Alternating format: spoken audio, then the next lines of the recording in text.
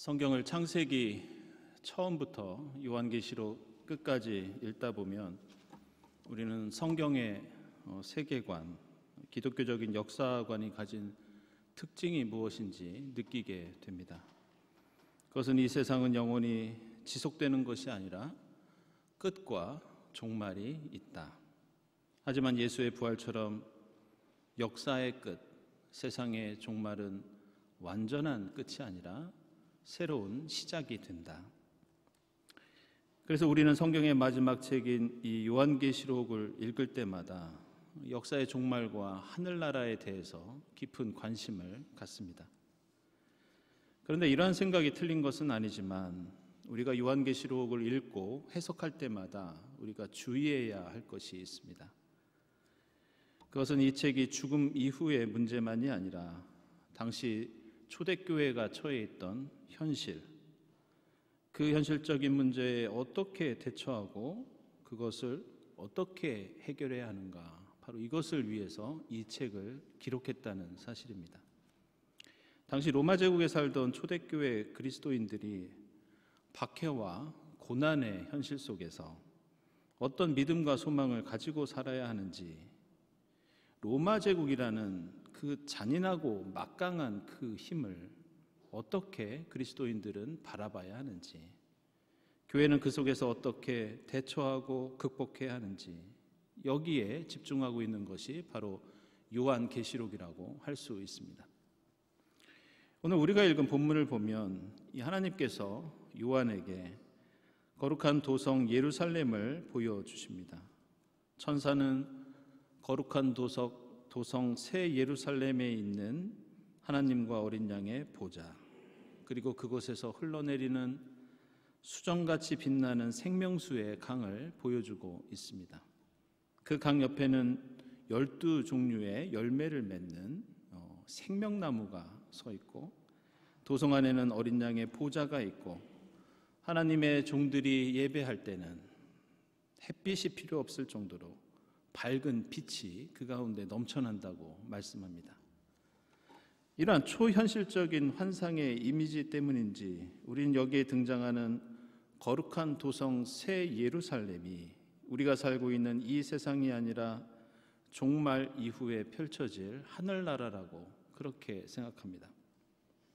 그러나 사실 이 새 예루살렘은 하늘나라가 아니라 사도 요한이 살고 있던 당시의 교회, 그리고 지금 우리가 이루고 있는 이 교회 공동체를 가리킵니다.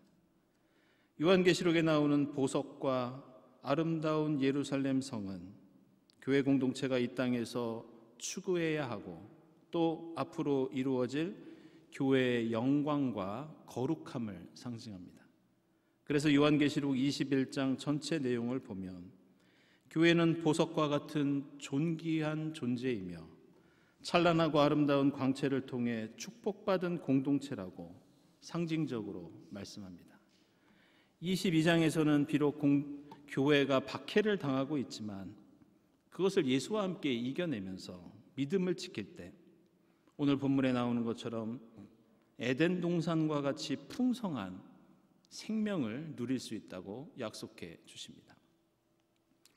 그런데 이 요한계시록에는 이렇게 교회의 영광과 축복을 가리키는 새 예루살렘이 나오지만 반대로 교회와 그리스도인의 적이 되는 무시무시한 힘, 다른 한편으로 예수와 교회의 대적이 되는 그런 이미지가 한 가지 등장합니다. 그것은 바로 바빌론이고, 이 바빌론은 로마 제국을 가리킵니다. 요한계시록 14장 8절을 보면 이렇게 말씀합니다. 천사가 말하였다. 무너졌다, 무너졌다. 큰 도시 바빌론이 무너졌다. 바빌론은 자기 음행으로 빚은 진노의 포도주를 모든 민족에게 마시게 한 도시다. 18장 2절에서도 큰 도시 바빌론이 무너져서 귀신들의 거처가 되고 온갖 더러운 영의 소굴이 되었다고 하고, 10절에서도 바빌론이 심판을 당하고 힘센 천사가 돌을 바다에 던지듯이 이 바빌론은 흔적도 없이 사라질 것이라고 그렇게 말씀합니다.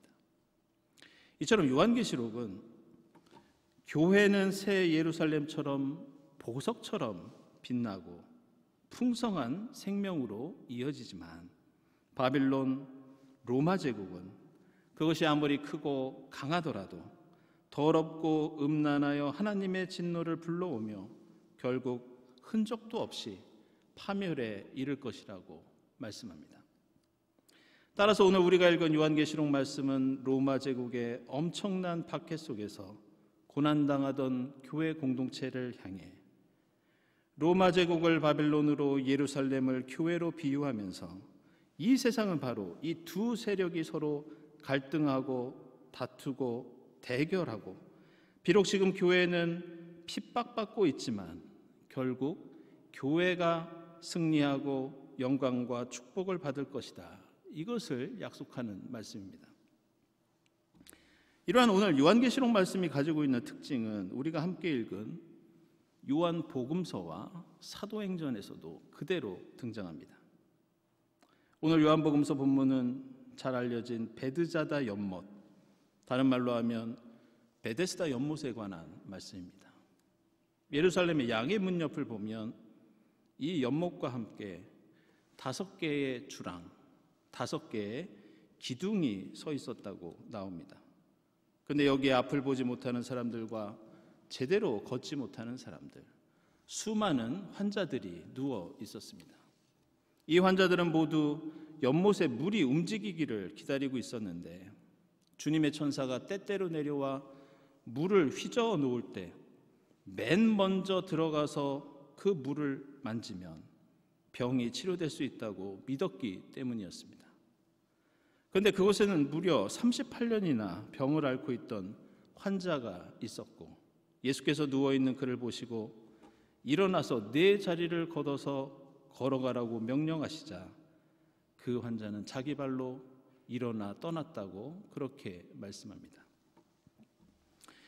이 연못은 그동안 베데스다, 즉 자비의 집, 은혜의 집으로 불리던 그런 곳이었습니다. 그러나 우리가 상상해 보면 이것은 자비도 은혜도 아닌 매우 살벌하고 잔인한 정글과 같은 생존 경쟁의 장이었습니다. 천사가 이 연못에 내려올 때 단 한 명이라도 질병에서 해방될 수 있다는 믿음 때문에 수많은 환자들이 그곳에 모여 있었고 그 장소는 그들의 신음소리로 가득 차 있었습니다. 이곳에 수십 년 동안 앉아있던 사람들은 좋은 자리를 차지하기 위해서 서로 다투는 일이 많았습니다. 어쩌면 일생에 단 한 번밖에 있는 기회를 놓치지 않기 위해서 제대로 걷지 못하는 환자들을 데려다 주고 돈을 받는 사람들도 있었을 겁니다. 여기에는 그 광경을 보기 위해 구경 온 사람들, 연못물에 목욕이라도 한번 하면 혹시 내가 가진 가벼운 질병이라도 치유되지 않을까 기대하고 온 사람들, 환자들을 도와주기 위해 이곳에 온 그들의 가족들과 친구들, 수많은 사람들이 운집해 있었습니다. 언제 물이 움직일지 오직 그 수면의 시선을 고정한 채 세상 어떤 다른 곳을 바라보지 못하고 바람이라도 불어서 물결이 일렁일 때에는 천사가 내려온 것이라 생각해서 수백 명의 장애인과 환자들이 아귀다툼을 하며 연못을 향해 달려갔을 겁니다. 따라서 이 연못은 하나님이 베풀어 주시는 자비와 은혜의 장소가 아니라 반대로 인간의 연약함과 이기심, 분노와 질투와 적대감이 그대로 드러나는 마치 지옥과 같은 곳이었습니다. 그래서 이 38년 된 환자는 예수를 향해 주님, 물이 움직일 때 나를 들어서 연못에 넣어주는 사람이 없습니다. 남들이 나보다 먼저 들어갑니다. 이렇게 하소연을 합니다. 그러자 예수께서는 정말 내가 낫고 싶으냐?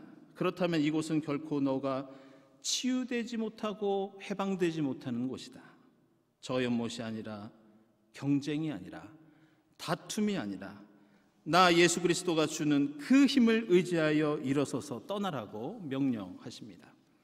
결국 이 베데스다는 이렇게 몸이 아파 제대로 움직이지 못하는 사람들에게 선착순으로 단 한 명에게만 허용되는 치유의 기적, 가장 빠른 자만이 쟁취할 수 있고 가장 강한 자만이 성공할 수 있는 로마와 바빌론 제국의 가치관이 적용되는 잔인한 무한 경쟁의 장이었습니다. 그러나 당시의 유대교 신앙은 이러한 사람들에게 어떤 능력도, 어떤 자비도, 어떤 은혜도 베풀지 못했습니다. 오늘 본문에 베데스다에 주랑이 5 있었다, 기둥이 5 있었다, 이렇게 나옵니다. 이것은 유대교의 가장 큰 권위를 상징하는 율법, 모세 오경을 가리킵니다. 오늘 말씀은 바로 이때가 유대교의 절기였고 안식일이었고 그 장소는 유대교의 중심인 예루살렘이었고 은혜와 자비의 집 베데스다에서 권위와 능력의 모세 오경을 가리키는 그 장소에 이 환자들이 누워 있다고 말씀합니다. 그러나 그 유대교 신앙은 그들에게 어떤 구원과 기쁨과 안식도 베풀어 주지 못합니다. 따라서 오늘 요한복음서 말씀은 앞서 살펴본 바빌론과 새 예루살렘의 대비처럼 무엇이 인간을 해방시키고 무엇이 우리에게 참된 생명을 주는지 물어봅니다. 서로를 밀치면서 내달려 경쟁을 통해 이기는 것은 은혜가 아니라는 겁니다. 남을 잔인하게 누르고 얻어내는 그 치유는 참된 해방이 아니라는 겁니다. 이러한 요한계시록과 요한복음서에서 말씀하는 이 내용은 오늘 우리가 함께 읽은 사도행전에서도 비슷하게 등장합니다.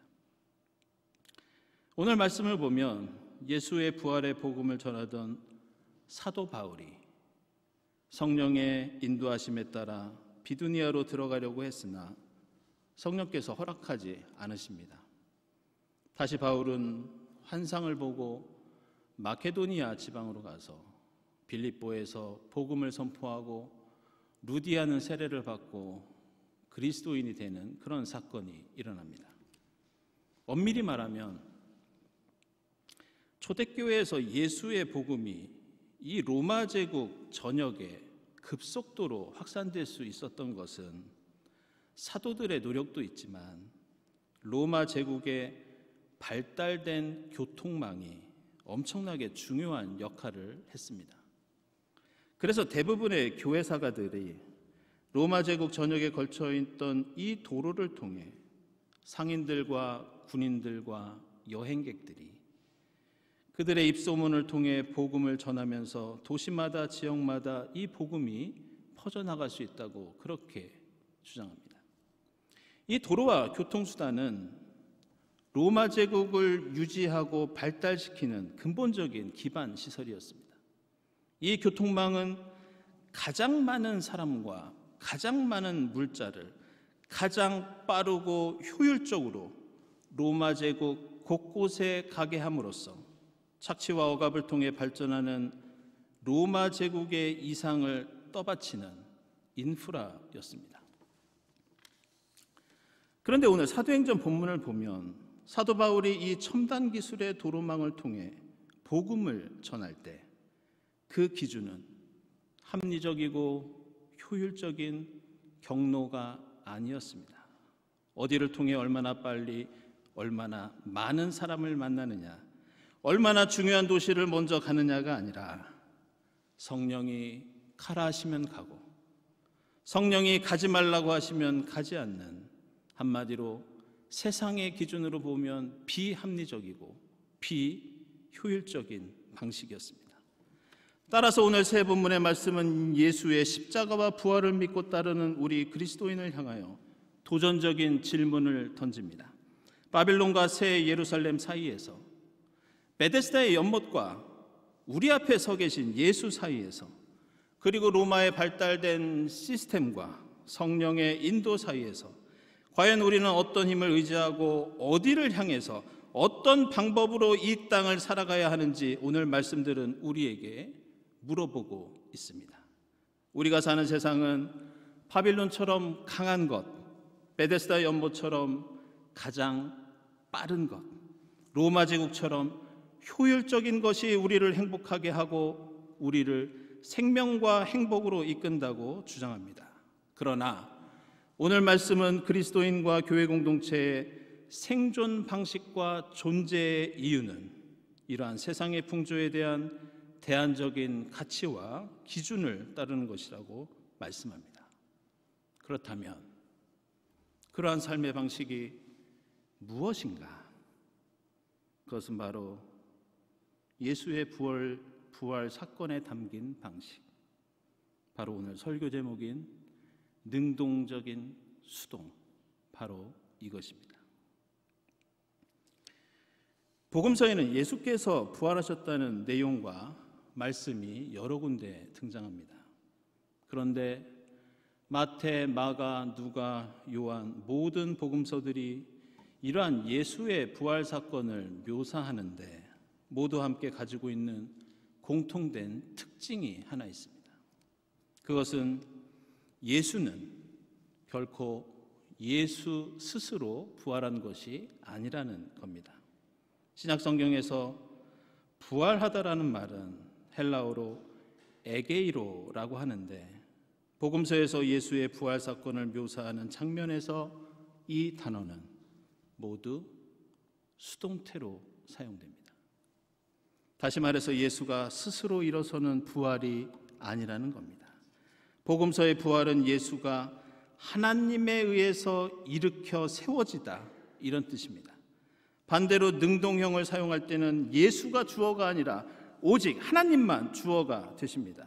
하나님께서 예수를 죽은 자 가운데서 일으켜 세우시다, 이렇게 말씀합니다.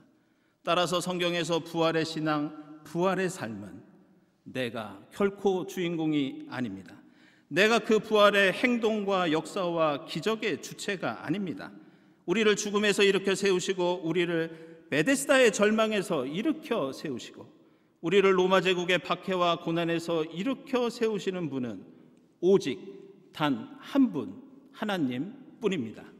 그래서 그 부활의 사건, 생명의 역사, 치유의 기적은 하나님이 베풀어 주시는 것이고 하나님이 주체가 되어서 우리는 철저히 하나님에 의해서 수동적으로, 피동적으로 하나님의 힘에 의해서만이 일어설 수 있습니다. 그래서 오늘 요한계시록 본문을 보면 내가 스스로 환상을 보았다고 말씀하지 않습니다. 21장 10절을 보면 나는 성령으로 휩싸서 크고 높은 산 위로 성령께서 나를 데려가셨다고 나옵니다. 내가 직접 본 것이 아니라 천사가 보여주셨다고 말씀합니다. 오늘 베데스다 연못가에서 38년 된 환자가 일어서서 걸어간 것도 그가 스스로 연못가로 기어가서 그 물을 만졌기 때문이 아닙니다. 예수께서 일어나라고 말씀하셨고 예수가 주신 그 말씀의 능력이 그에게 힘이 되어서 그로 하여금 일어설 수 있게 했기 때문에 그는 그곳을 떠날 수 있었습니다. 오늘 사도 바울이 하나님의 복음을 선포했던 것도 그는 자신이 가야 할 길을 자신이 선택하고 자신의 두 발과 힘으로 간 것이 아니라 성령이 가라 하시면 가고 성령이 주시는 힘과 능력으로 박해를 이기며 걷고 뛰고 외칠 수 있었습니다. 따라서 오늘 새 본문의 말씀은 모두 그 삶과 신앙과 환상과 기적의 주체가 인간이 아닌 하나님, 성령의 역사, 예수의 능력입니다. 그들은 모두 하나님께 능동적으로 얽매이고 자발적으로 자신을 내어 맡기고 적극적으로 내 삶의 주체를 하나님께 맡긴 사람들이었고 그것이 바로 기적과 능력과 부활의 생명을 불러온 것을 볼 수 있습니다. 사랑하는 여러분, 오늘은 부활절 6째 주일입니다. 우리가 부활의 삶을 산다는 것, 우리가 이 땅에서 복음을 선포하며 부활 생명의 삶을 누린다는 것은 무엇을 의미합니까? 그것은 바로 하나님을 내 삶의 주인으로 모시는 겁니다. 부활은 내가 일어서고 내가 살아가는 것이 아니라 하나님께서 일으켜 주시고 하나님께서 살려주시는 겁니다. 하나님께서 우리를 휩싸서 끌어올리셔야 우리는 새 예루살렘의 비전을 볼 수 있고 하나님께서 일어나라 말씀하시며 힘을 주셔야 우리는 일어나 베데스다를 떠날 수 있습니다. 오직 성령께서 우리를 인도하시고 힘을 주셔야 우리는 이 땅에서 방향을 잃지 않고 하나님 나라를 향해 갈 수 있습니다. 오늘 말씀에 의지하여 우리의 삶과 신앙의 주어를 내가 아니라 세상이 아니라 하나님으로 바꾸는 여러분의 결단이 있기를 바랍니다. 예수를 죽음에서 일으켜 세우신 하나님의 그 생명의 역사가 오늘 지치고 병들고 낙심하는 우리를 권능의 팔로 일으켜 세워주실 줄 믿습니다. 기도하겠습니다. 하나님, 저희가 어디로 가야 할지 모를 때 성령께서 가야 할 길을 가르쳐 주옵소서. 저희가 낙심하여 엎드려 있을 때 저희에게 일어나라 말씀해 주시옵소서. 성령께서 저희를 붙잡아 세워주셔서 저 멀리 새 예루살렘을 향한 꿈과 환상을 갖게 하시고 세상의 풍조를 이기고 세상을 변화시켜 나가는 하나님 나라의 일꾼이 되게 하옵소서. 예수 그리스도의 이름으로 기도드리옵나이다. 아멘.